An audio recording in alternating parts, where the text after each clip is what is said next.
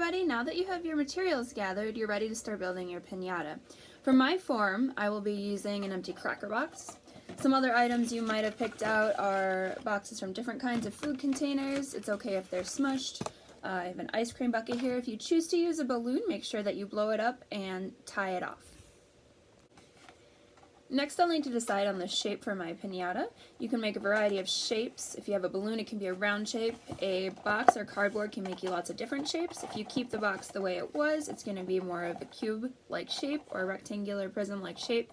I'm going to make mine rounded by folding in the flaps and squishing it down to give sort of a cylinder shape to my box. Then I'll take some extra cardboard here and I will tape ends on both sides of my box so I have one enclosed form.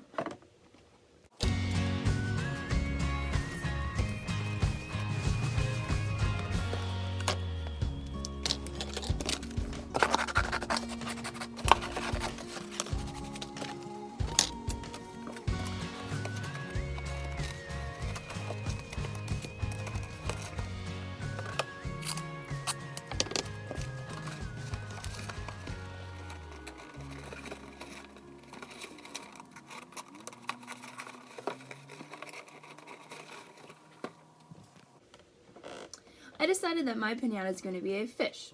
So I went ahead and took some extra cardboard and I cut out a fish head, two fish fins, and a fish tail here that I'm going to attach to my form. You can use tape or glue for this.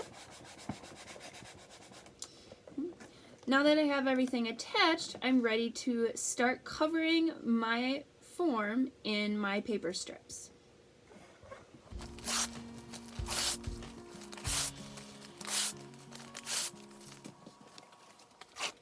If you're using paper mache to cover your form with paper strips, I suggest putting a little mat down on your table. It can get kind of messy. And I'm going to take my strips and I'm going to dip them in to my paper mache. Smooth out the excess, you don't want it too wet. And then I'm going to go ahead and lay it onto my form. You're going to need to cover your entire form. One layer really is only necessary if you have cardboard. However, if you have a balloon, you're going to want to do 3 to 4 good layers.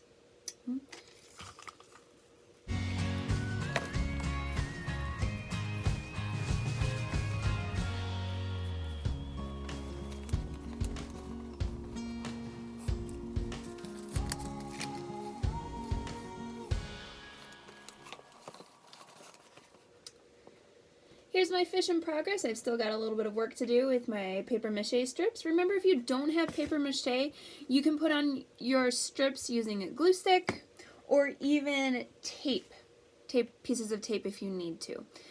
The newspaper strips will help your piñata hold its form a little bit better, as well as give you a nicer surface to add color to later. Also remember, friends, that you can make your own paper mache at home simply with flour and water or Elmer's glue and water, and I have recipes for those linked in the project instructions.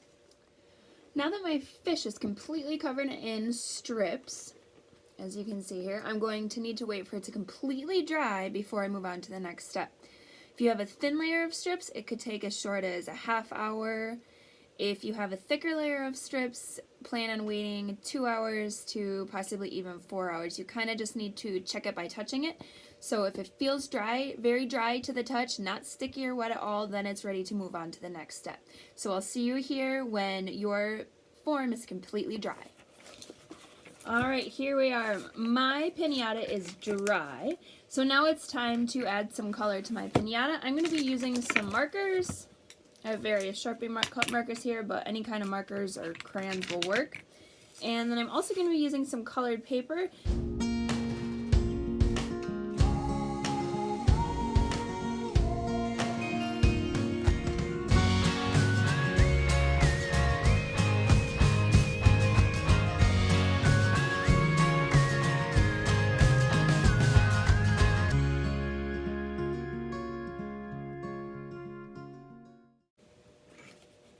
Next, we'll be cutting a small opening into our piñata, either at the top or the back of your piñata. For this step, you're going to need an adult to help you out with the cut, especially the first part of it. And I'm going to draw about what size I'll need first, so I know what I'm trying to cut here. You don't really need to be able to fit your hand in it. You just need to be able to fit your items inside of there. So whatever you're deciding to put inside your piñata, you need to make sure they fit into the opening. So I'm going to go ahead and cut that out and meet you back.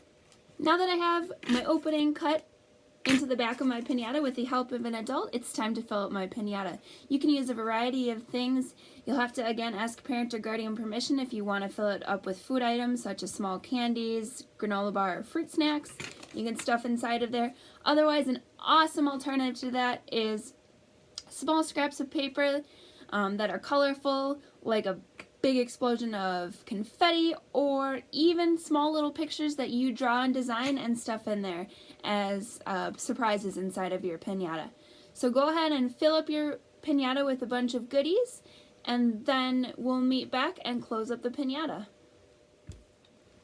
Now that your piñata is full of goodies, it's time to close up your opening. So I'm just going to tape it shut. Make sure those goodies don't escape.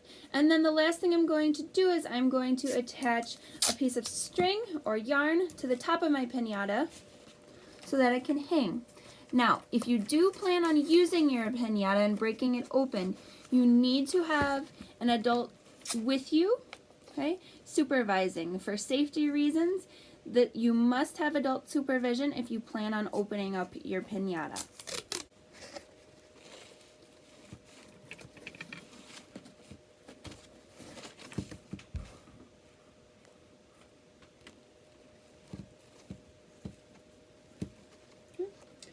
And now I have a way to hang my piñata.